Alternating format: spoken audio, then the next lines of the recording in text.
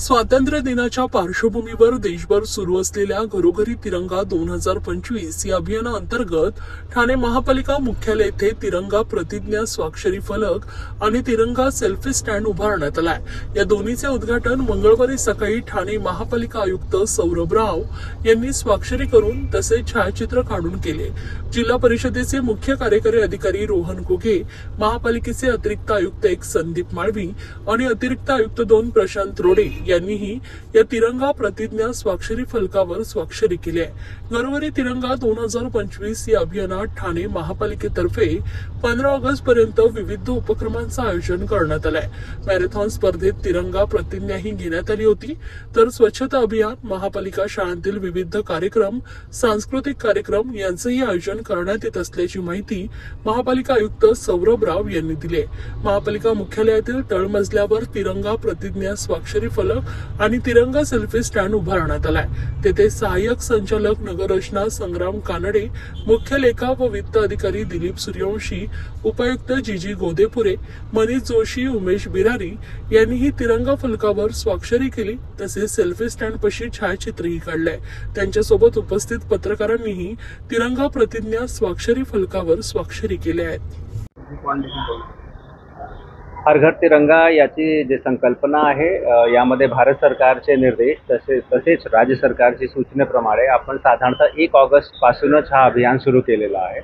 याचे 3 फेजेस आहेत, 1 ऑगस्ट ते 8 ऑगस्ट, 8 ऑगस्ट ते 12 ऑगस्ट आणि 13 ऑगस्ट पासून 15 ऑगस्ट। यामध्ये विविध जे कार्यक्रम आपल्याला हाती घ्यायचे आहेत, त्यामध्ये ठाणे महानगरपालिकाने खूप उत्साहाने सहभाग नोंदवला आहे।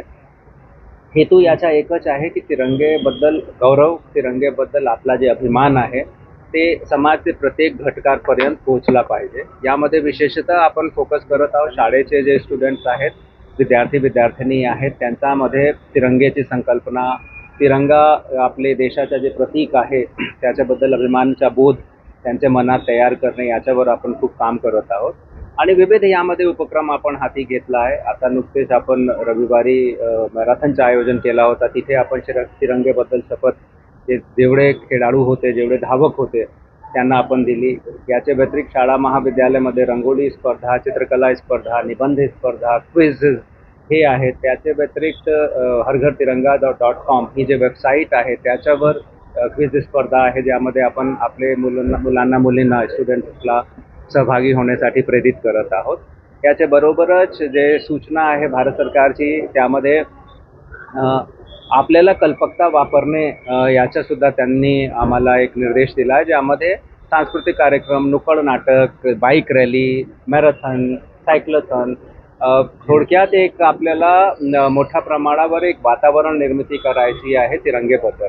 यामध्ये ठाणे महानगरपालिका बाकी जे भारत सरकारकडून प्राप्त झालेली सूचना आहे त्याच्या अनुषंगाने तर कारवाई करतच आहेत, पण 15 ऑगस्टचे पूर्व 15 आपले जे आमचे जे वल्नरेबल पॉईंट्स असतात गार्बेजच्या दृष्टिकोनातून, ज्याला आपण GBP म्हणतो, अर्थात जिथे अनेक वर्षापासून किंवा अनेक दशकांपासून असे स्पॉट्स जिथे गार्बेज पडायचा, कचरा पडायचा, त्याच्या संपूर्ण कायापलट करणे, त्याचा फेसलिफ्ट करणे हा आपण अभियान हाती घेतला आहे आणि 15 ऑगस्टचे पूर्व असे 15 लोकेशन आपण कन्वर्ट करणार आहे। थोडक्यात जे स्वच्छतेचा संदेश आहे आणि हर घर तिरंगेचा संदेश आहे ते या दोघांना आपण संयुक्त करण्याचा प्रयत्न करत आहोत। साधारण किती तिरंगा कुठे पोहोचणार आहे? आजतापर्यंत देखील मागच्या वेळेस आपण तिरंगा दिले, यंदा देखील एक वेगळा स्वरूप असणार आणि कोणकोणते महत्त्वाचे स्पॉट निवडलेले गेले? आपण जे तिरंगेचा वाटप आहेत आणि तसेच तिरंगेची विक्री आहे याचे विविध केंद्र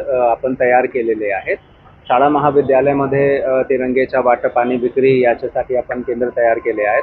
जेवढे आपले महत्त्वपूर्ण चौक आहेत तिथे सुशोभीकरण करणे, जेवढे महत्त्वपूर्ण आपले रस्ते आहेत तिथे सुशोभीकरण करणे, याच्यासाठी महापालिकाने नियोजन केलेलं आहे। याच्या बरोबरच तिरंगेचा विटंबना होणार नाही 15 ऑगस्टच्या कार्यक्रमानंतर आणि कुठेही त्याचा अपमान होणार नाही याची सुद्धा आपण काळजी घेत आहोत आणि त्याच्यासाठी आपण विशेष प्रबंध केलेला आहे।